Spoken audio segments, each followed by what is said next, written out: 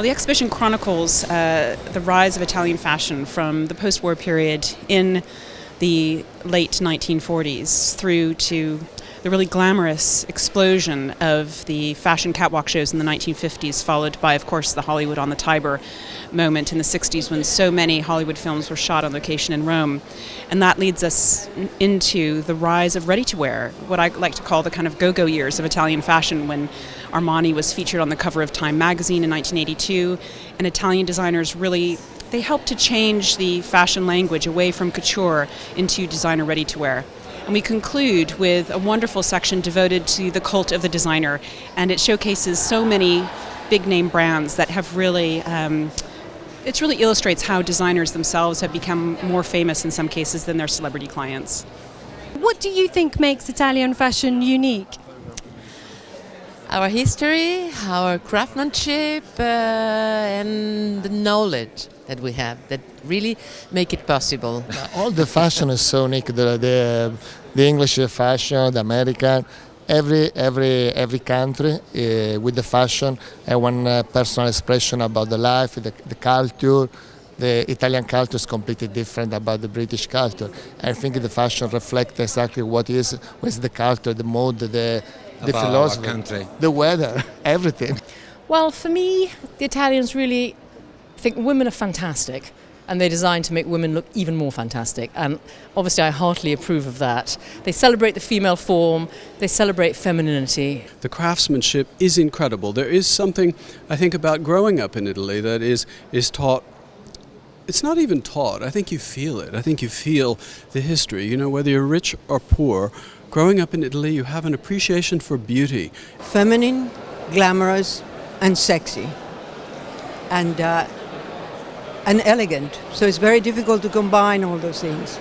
And if I can think about all the great designers that I wear, from Prada to Roberto Cavalli to Dolce Gabbana and before Valentino, there's so many great Italian designers.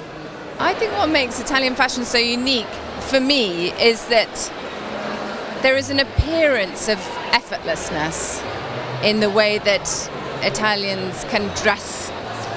I mean, it's that extraordinary history of, 5,000 years of gorgeousness. When we were running around in Woad here, they were doing embroidery.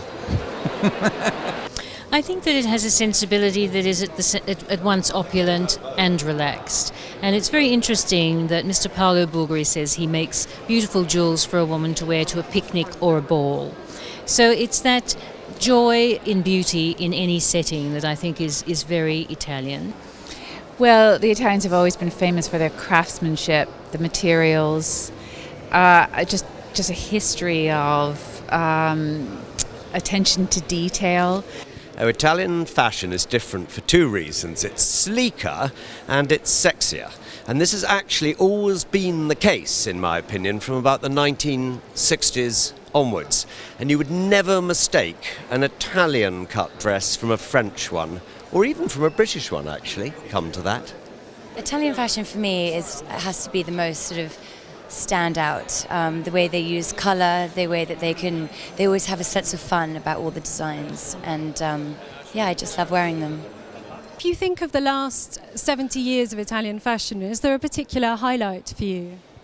It's been, as usual, fashion is moving all the time, so it really also adjusts to the time we're living in, and to the needs, and to the world that is changing so fast. I'm a huge fan of Versace, so what can I say? The Gianni and Donatella legacy lives on, and it's just a wonderful house, and obviously the heritage and the historical references that they have, and it's like from a small town in Italy to like huge success. It resonates with me as well, but you just can't live without that house. I don't think contemporary fashion would be the same without Versace. So.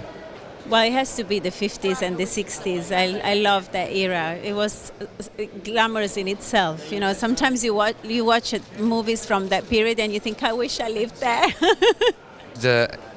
The 80s and the early 90s were incredible for the Italian fashion, from Gianni Versace to Dolce & Gabbana when they just started, to Gianfranco Ferré. as well as Giorgio Armani was incredible. And I think that I was very young, I was a kid, but that for me represents the most incredible and iconic period for Italian fashion. We are very happy that in this moment we can see all the Italian history. Yes, there are so many moments. We are Roman. We remember very well the couture houses from Roma, but also the Florence moment with La Sala Bianca and Valentino. But we have so many moments to remember, and it's important to celebrate these moments here in London. If you could choose one word that encapsulates Italian fashion, what would that be? Passion. For us, it's passion.